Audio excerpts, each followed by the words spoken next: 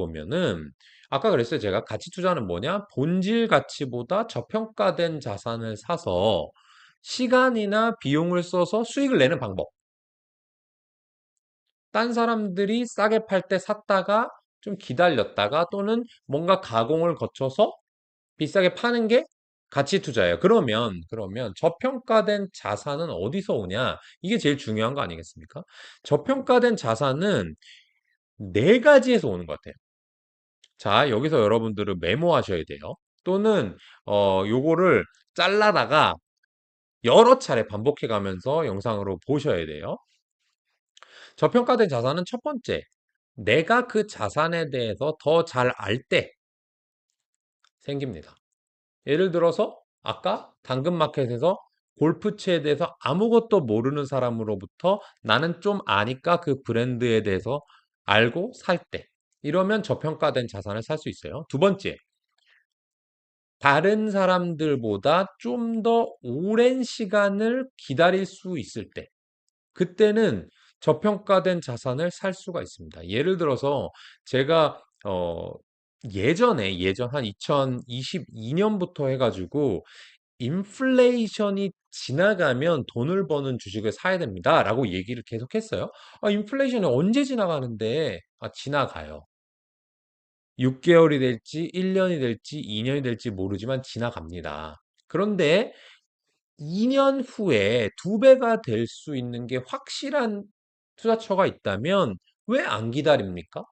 2년 후에 2배면 1년에 50%, 60%씩 벌어내는 건데 그 정도 수익률을 주는 자산이 어딨냐? 왜 당장 이번 달에 오늘 뭐 1%, 10%는 좋아하면서 또는 저축하고 적금할 때는 5%, 6% 이런 거에 아주 목을 매면서 왜 2년 후에 2배 준다는 주식은 안 투자하냐? 이렇게 말씀드린 적 있어요. 지금 인플레가 모두 끝나서 원자재 가격 떨어져서 수혜 보는 놈들 운반비 떨어져서 수혜 보는 놈들 다 돈 벌기 시작했죠.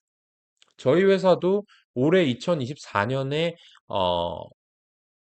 1월 1일부터 지금까지 한 6, 70% 그리고 저희가 산 가격으로는 2배 이상 한 1년 반 동안 오른 주식이 인플레이션에 반드시 끝나고 나면 인플레이션이 끝나고 나면 반드시 돈 버는 주식이었거든요. 그럼 지금은 뭐냐? 지금은 또 지금 경제 안 좋은 것 같아. 근데 경제 좋아져. 1년 후에 좋아져. 아니, 2년 후에 좋아져. 그러면 경제 좋아졌을 때 돈 버는 놈에 투자를 하면 불안하지. 떨어질 것 같고, 나중에 사면 더 싸게 살 수 있지 않을까? 지금 경제가 안 좋아지면 어떡해? 라고 걱정을 하지만, 그건 모르겠고, 1, 2년 후면 반드시 2배가 올라인 주식들이 있단 말이죠. 이렇게 다른 사람들보다 더 오랜 시간을 기다릴 수 있는 거. 자, 세 번째입니다. 저평가된 자산을 고르는 방법 세 번째. 다른 사람들이 싫어하는 거. 싫어하는 걸 살 수 있을 때. 이거는 피터 린치도 많이 얘기했어요. 쓰레기통 주식, 더러운 주식, 이런 거 사면 돈 번다고. 제가 예전에도 이 재활용하는 주식, 쓰레기 하는 주식, 이런 주식들도 많이 본 이유가 일단, 야, 그거 꼭 봐야 되냐? 왜냐면 주식을 열심히 하는 사람들은 내가 돈 버는 것도 중요하지만 그 버는 전후로 해서 다른 사람들한테 가서 좀 얘기도 해야 되잖아요. 근데 쪽팔린 거야. 아, 팬시하게, 야, AI 알지? HBM 반도체 알지? 이런 얘기를 해야 되는데, 야, 그거 있잖아. 쓰레기 가격이 이렇게 변해가지고, 어? 쓰레기는 꼭 꾸준히 배출되잖아. 이렇게 얘기하기가 약간 부끄러운 거죠. 지금 저희가 투자하고 있는 회사 중에 하나도 대부분 정말 많은 사람들이 그 기업이 하는 일을 싫어해요. 근데 이 기업은 자기네를 꼭 필요로 하는 그 고객들을 위해서 더 하드코어하게 가는 거예요.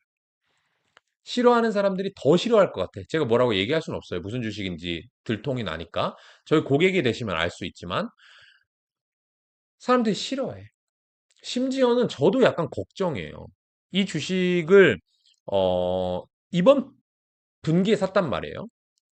근데 이거를 저희가 분기에 한 번씩 고객 총회를 하잖아요. 이번에 10월에도 제가 들어가는 이유가 고객 총회하러 들어가는 건데 저희 고객이 되시면 저희가 3개월 한 번씩 얼굴을 마주 보고 저희가 뭘 투자하는지, 왜 투자했는지, 성과가 어떤지, 잘못한 건 뭐고 잘한 건 뭔지 이런 얘기를 한단 말이에요. 근데 저희가 이런 주식을 샀어요.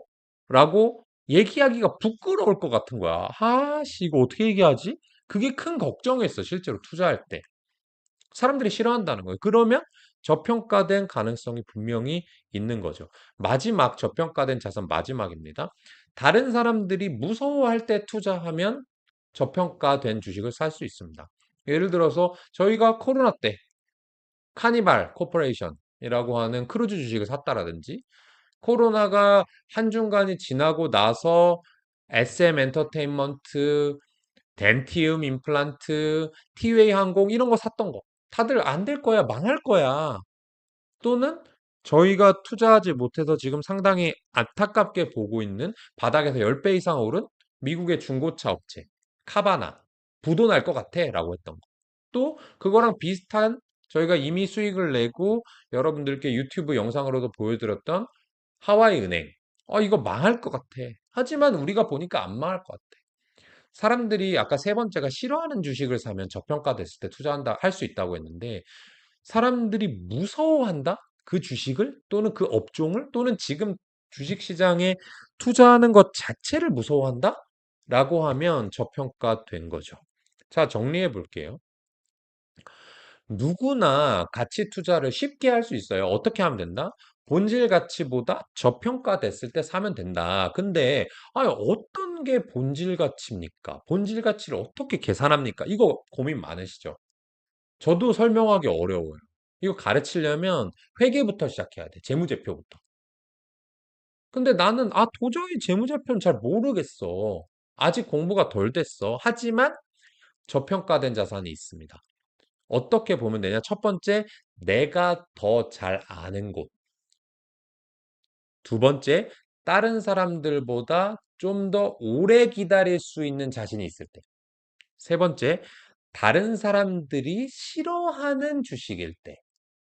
네 번째, 다른 사람들이 무서워할 때 투자하는 것. 이렇게 네 가지 중에 하나, 뭐 여러 가지면 더 좋겠죠? 에 적용된다면 그 주식, 그 업종, 그 타이밍이라고 하는 거는 사실은 대단히 어려운 재무학적 지식이라든지 밸류에이션 기법을 가지고 있지 않다 하더라도 여러분들이 누구나 로블록스 아이템을 팔듯이 당근마켓 거래를 하듯이 가치 투자를 할 수 있습니다.